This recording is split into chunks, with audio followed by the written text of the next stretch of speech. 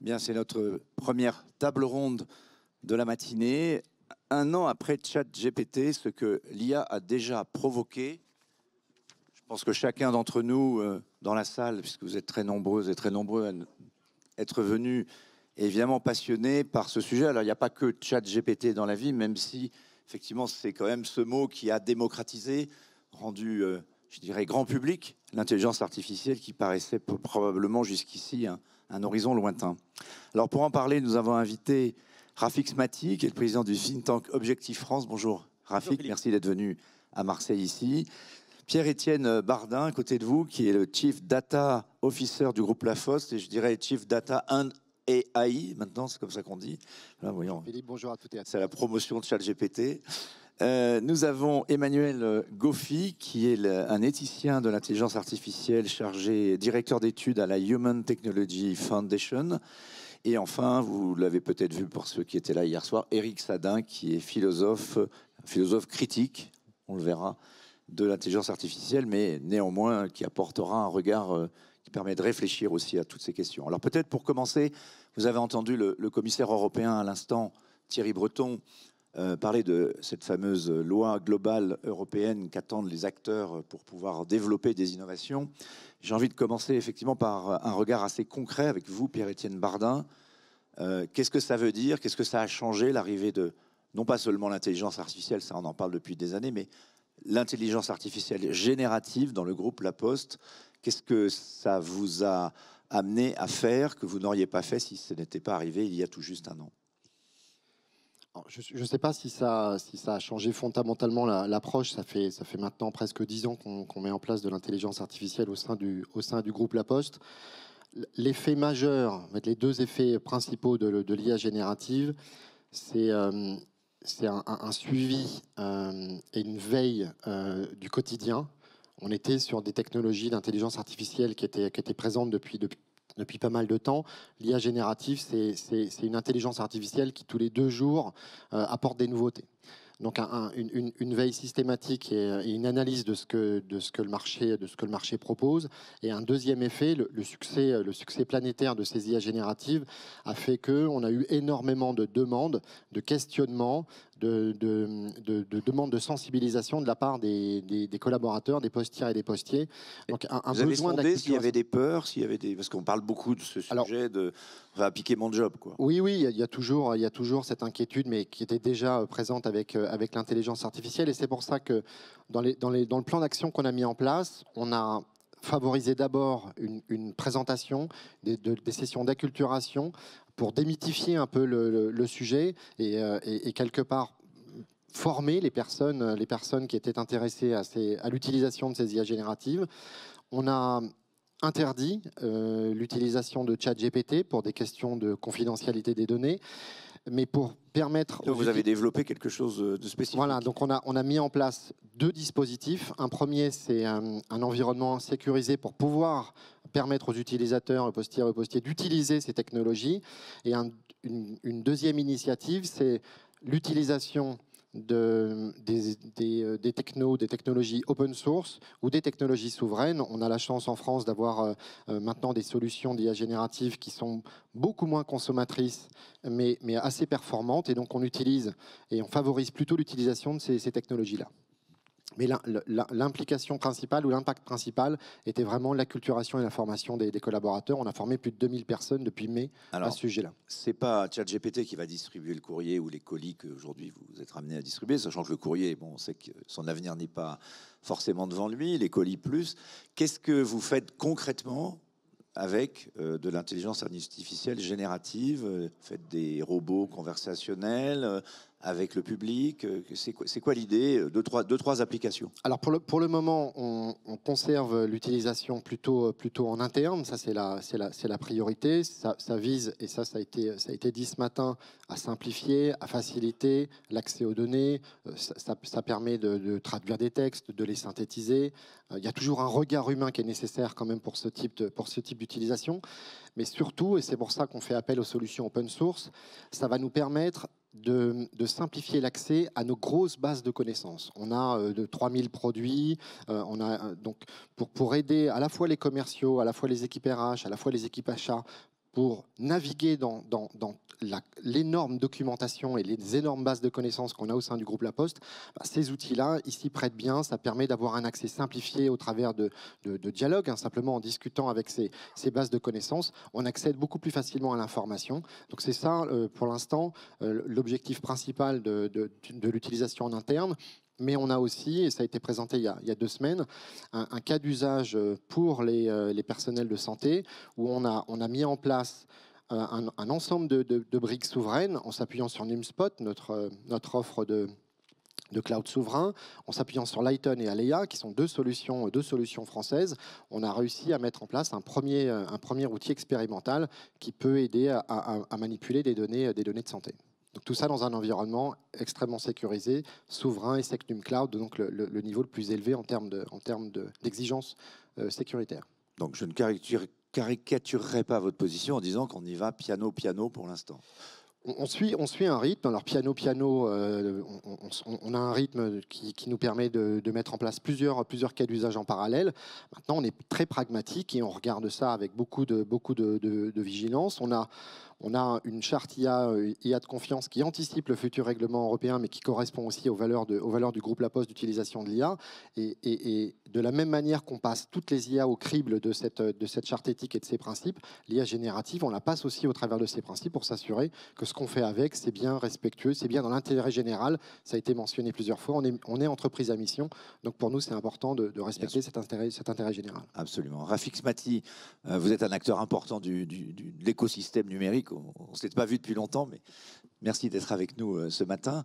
Alors, moi, j'ai envie d'avoir un peu votre position, votre vision, au-delà de cet aspect très concret qui est décrit, qui permet de voir un peu comment les entreprises sont en train de s'approprier, et les salariés, et les entreprises, et les dirigeants, ces technologies. Mais votre vision à vous, parce qu'il y a 1 an, tout juste, comme le disait le commissaire européen tout à l'heure, donc le 30 novembre, arrive la démocratisation de ce modèle de langage qui frappe tout le monde. Tout le monde se met enfin beaucoup de gens en tout cas, plus de 100 millions de personnes, peut-être 200 bientôt, à utiliser, à essayer de voir qu'est-ce qu'on peut faire avec. Des applications, des milliers d'applications ont déjà été créées. On entend parler très très vite, dans les quelques jours à semaines qui suivent, de « Oula, qu'est-ce qu'on a fait là est-ce que c'est pas dangereux ?» On parle de moratoire sur les données, l'Italie, tenter de faire un moratoire sur le sujet des données personnelles.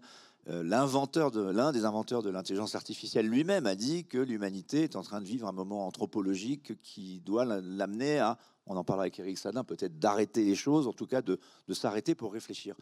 Vous, de votre point de vue de créateur de start-up, de l'écosystème numérique, vous avez pensé quoi quand vous avez vu arriver ce nouvel objet? Écoutez, j'ai eu un coup de vertige il y a un petit peu plus d'une vingtaine d'années lorsque j'ai découvert Internet, c'était en 94. Et j'ai eu un coup de vertige, je me suis dit, tiens, ce truc-là est en train de révolutionner le monde. Et puis depuis, je n'ai pas été impressionné par beaucoup de choses. Lorsque j'ai découvert ChatGPT et les premières applications d'intelligence artificielle générative, je me suis dit, waouh, là, on est en train de connaître ce qu'on a connu avec Internet, mais probablement puissance 10 ou même puissance 100. C'est-à-dire que là, nous sommes à un carrefour. Je ne suis pas sûr que tout le monde en ait conscience. Alors ici, oui, et d'ailleurs, je vous remercie d'en faire un événement majeur, mais le sujet de l'intelligence artificielle devrait aujourd'hui faire la une de tous les JT.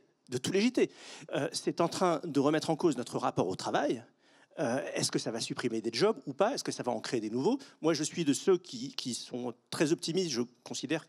Je sais que les pays les plus robotisés du monde sont ceux où le taux de chômage est le plus faible. Donc je sais que l'intelligence artificielle, si elle est bien portée, si elle est bien accompagnée, peut être un levier de prospérité pour l'Europe et pour la France, mais à condition de se poser les bonnes questions.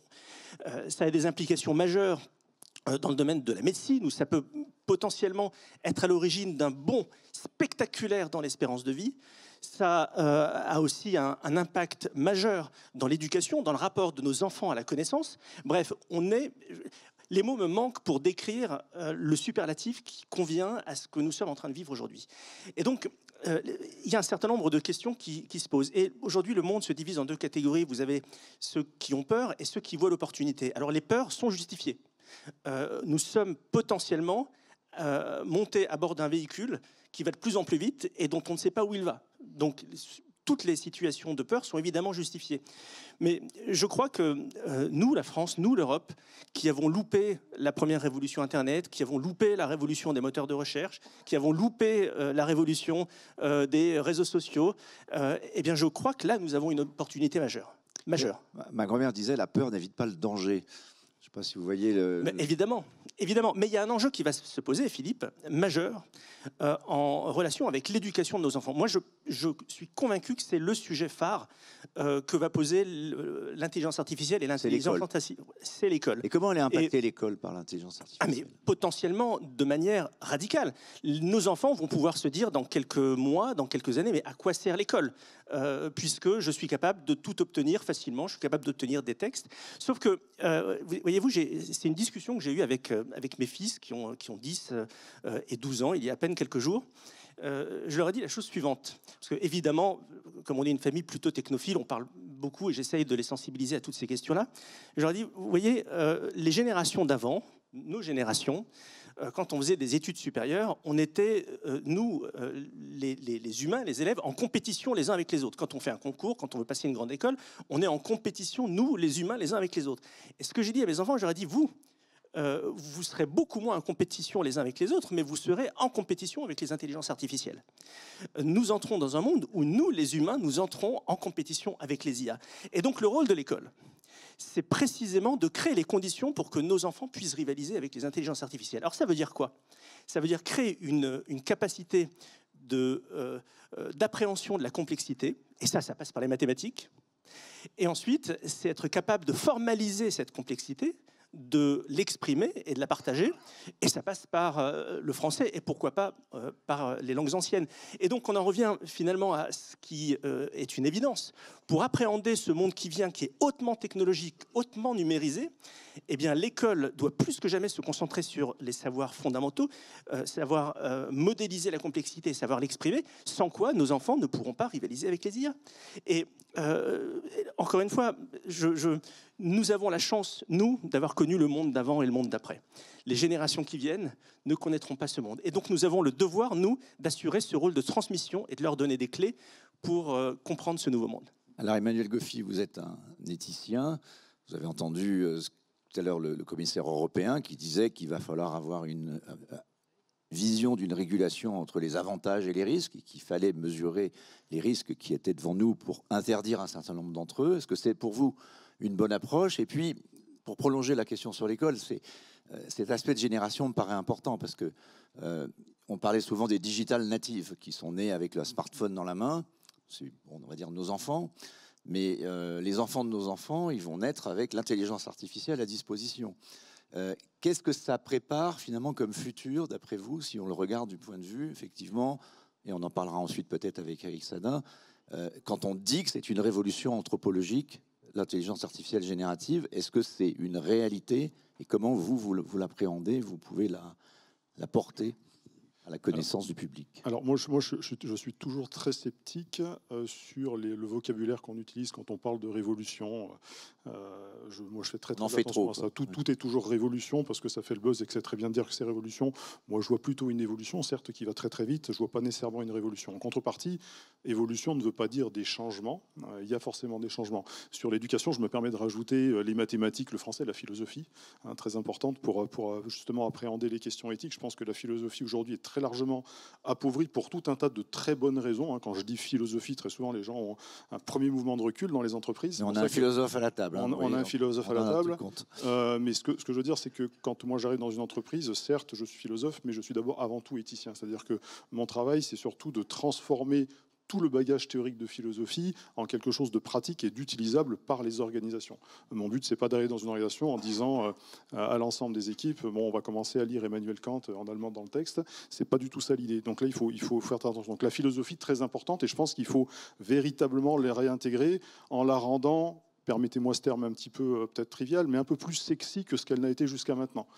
Plutôt que de faire de l'exégèse philosophique, je pense qu'il va être intéressant à un moment donné de mettre en pratique cette philosophie dans le domaine qu'est l'intelligence artificielle. Alors qu'est-ce que va changer ChatGPT ou les ChatGPT, parce qu'en fait, il y en aura plusieurs. Les entreprises, on l'a vu avec La Poste, vont peut-être développer leur propre modèle pour pas dépendre d'OpenAI et pour pas donner leurs données, mais en termes de fonctionnement de l'humanité, de l'humain au travail, par exemple, qu'est-ce que ça change d'avoir accès à cette nouvelle puissance? Quelque part, il y a un côté un peu démiurgique, prométhéen. Alors, le côté démiurgique et prométhéen, moi je vous invite à relire Homère et vous verrez qu'il existe déjà, c'est pas quelque chose de nouveau. Hein. Quand on parle d'intelligence artificielle, on a toujours tendance à dire alors la date c'est ChatGPT. Alors attention, ChatGPT c'est le petit bout de la lorgnette. Les IA génératives, il y en a tout un tas qui ne font partie des IA de manière générale. ChatGPT n'étant qu'un avatar de l'ensemble de ces éléments-là.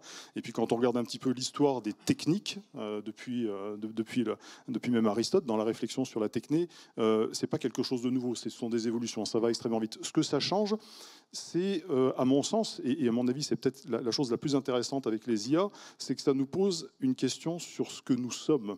C'est-à-dire que très souvent, par exemple, hier, on en parlait, hein, j'entendais, oui, mais finalement, les IA génératives ne font que prévoir la probabilité des prochains tokens, des prochains termes, etc. Je connais plein de gens qui fonctionnent comme ça.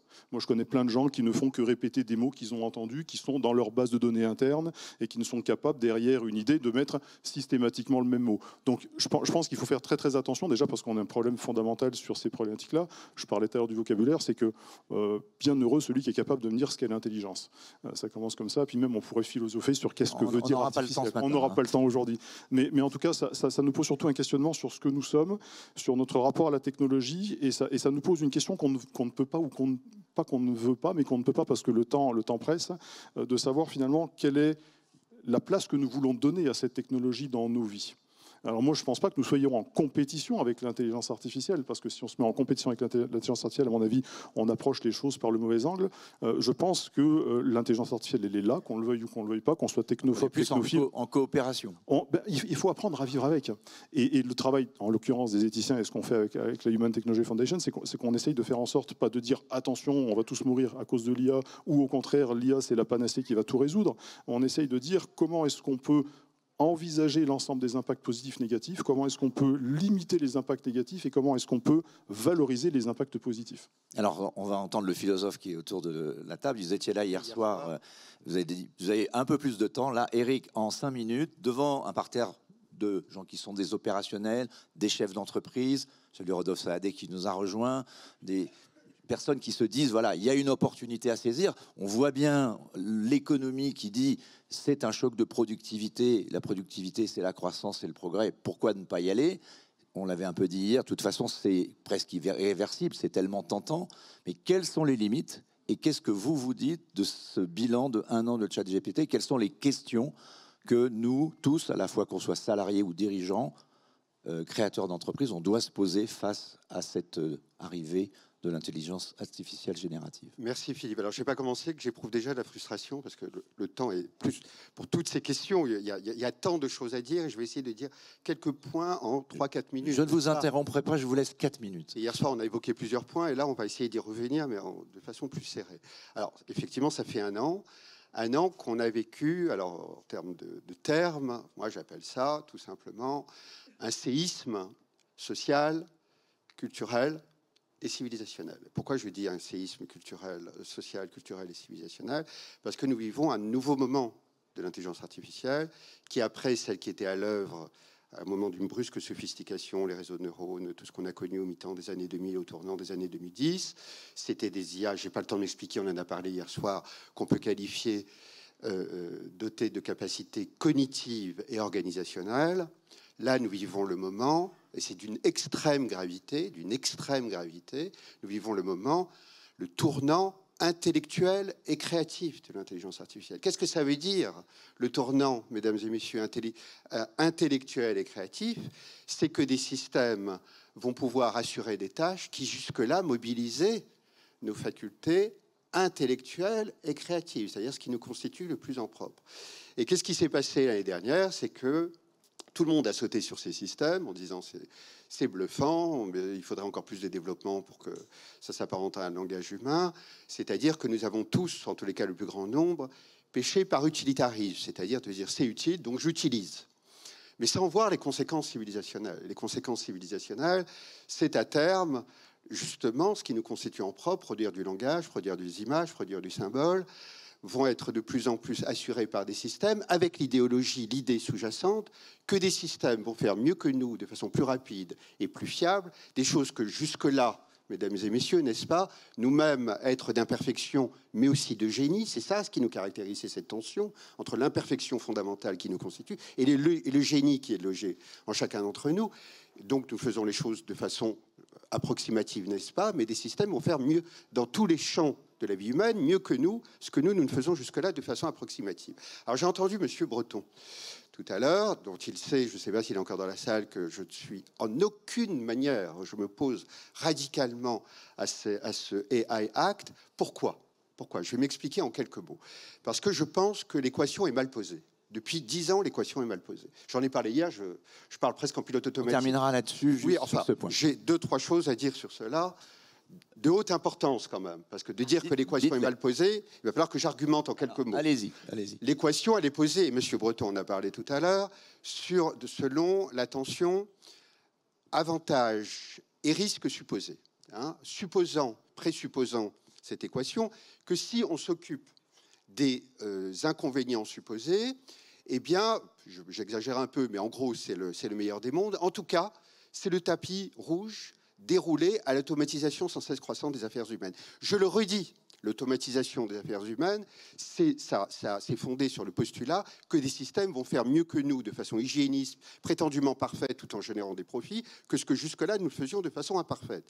Et l'équation, à mon sens, elle est mal posée, parce que si on s'occupe des biais, par exemple, le grand mantra de l'époque, au moment où on doit chasser la moindre discrimination, eh bien, est-ce que ça va empêcher le recrutement automatisé, le fait qu'il n'y ait plus de vis-à-vis entre les corps en vue de sélectionner des candidats? En aucune manière. Si on s'occupe de la protection des données personnelles, est-ce que ça va empêcher l'automatisation des affaires humaines? En aucune manière. Moi, je propose une double autre équation, mais qui est fondamentale d'un point de vue juridico-politique. On s'arrêtera là-dessus. Ben oui, mais dire des choses aussi importantes en quelques minutes, c'est pas frustrant, c'est désolant, mais je sais que c'était l'exercice. C'est la nature de l'exercice. Alors, moi, je propose, mesdames et messieurs, je l'ai autorisé, je vais le théoriser dans une tribune qui va apparaître la semaine prochaine dans Le Monde à l'occasion d'un an de ChatGPT, c'est que l'équation, plutôt que risque et avantage, c'est là où nous avons la main et là où nous n'avons pas la main.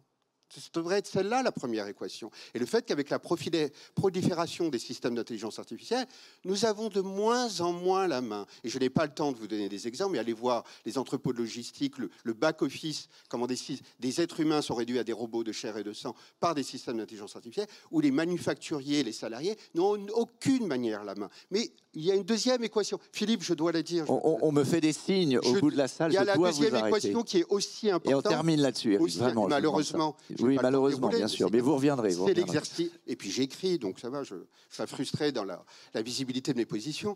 Conclusion. Mais la deuxième, c'est pas la conclusion, c'est la deuxième équation qui est capitale.